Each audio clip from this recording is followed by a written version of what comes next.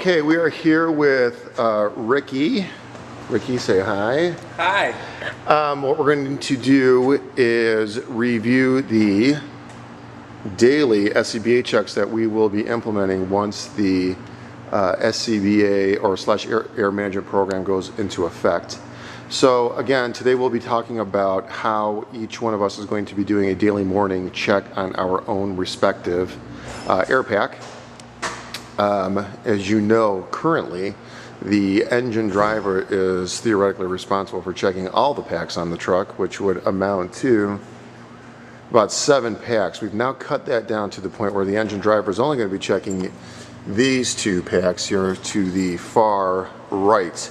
The first 2 packs are going to be checked by one here, the squad driver. Ricky, if you want to point to that one, squad driver will be checking that pack. The second pack over will be checked by the squad OIC. Of course, this is in reference to fire calls, right? So squad OIC checks that one, and the first one over is the squad driver. The engine driver, pump operator, will have these 2 to choose from, but they will be responsible for checking both. The interior air packs, both the rider seats in the back will be checked by the people in those seats, and the officer will check his or her respective pack. All right. So once you get here in the morning, the first thing you're going to do is grab your mask, which is right here. And your mask is going to eventually need to be close to your pack when you're checking this. Okay? So locate your mask close to where the control module is. Remember, the control module and your mask communicate with each other wirelessly, and they need to be about 18 inches apart so that they can communicate. All right, so the first thing you're going to do is you're going to turn the bottle on. As you're turning the bottle on, you need to watch the buddy lights in the back to make sure they light up from red to green. I can see those here.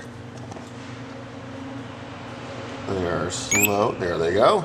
Okay, so those are working good. We're also going to make sure that the control module shows that you have, oh, look at this, 4,400 PSI. That's going to be the minimum. You also have the green light flashing there in the middle. That gauge here, the 4,400, needs to be within 225% or 225 PSI of this gauge.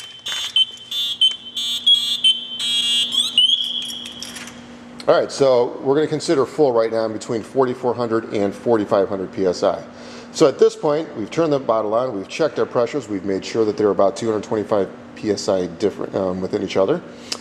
We've noticed as we've turned the bottle on, Ricky's going to take a look at it, and he has checked to see that the colors have moved from red to green. He's also listened for the audio alarm that went on. Did you hear that bell go off? Yes? I did hear. Yeah, okay. You can turn that off. All right, so the next thing we're going to do is we're going to crack the bypass valve real quick and see that that's operating correctly.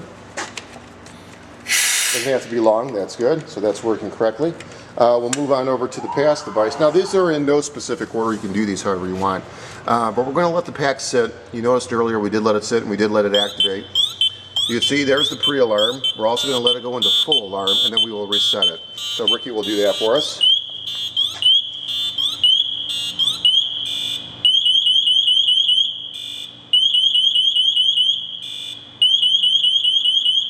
Okay, let's go ahead and reset that.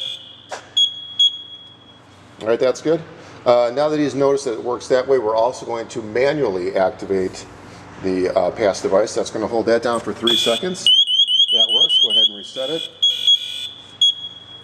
Okay.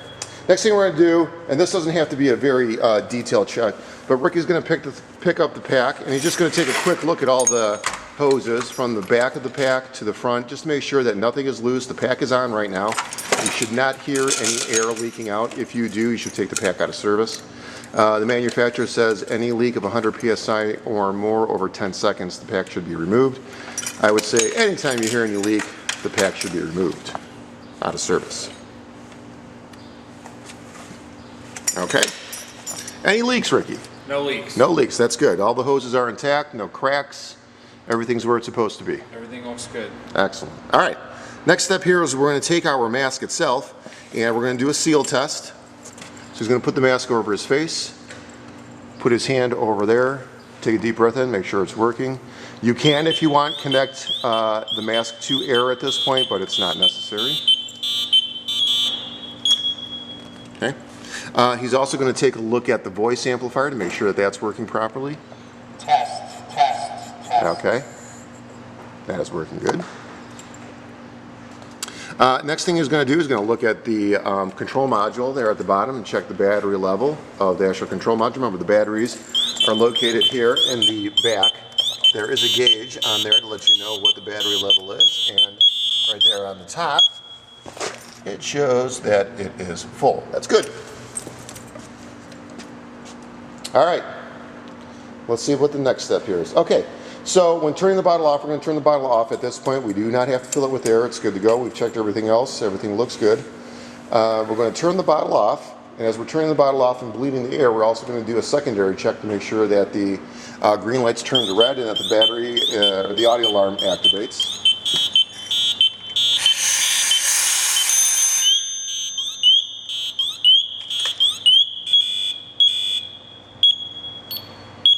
All right, that's shut off. We did see a red light there. That's all good. So at this point, we want to make sure just that all the straps on your mask are loosened, if that's what you like, which Ricky seems to have already done.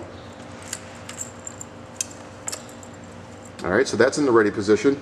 Also want to make sure that all the straps on the pack itself are all loosened up so you're not feeling like you're putting on a 5T t-shirt. So all those are now loosened. We also want to make sure that the regulator is secure in its location, which I think it is. There it is. Yeah, regulator is secure. We also want to make sure all the caps are on the universal rescue connections, which you can see right there. They are attached. And that's about it. Here's your daily morning check.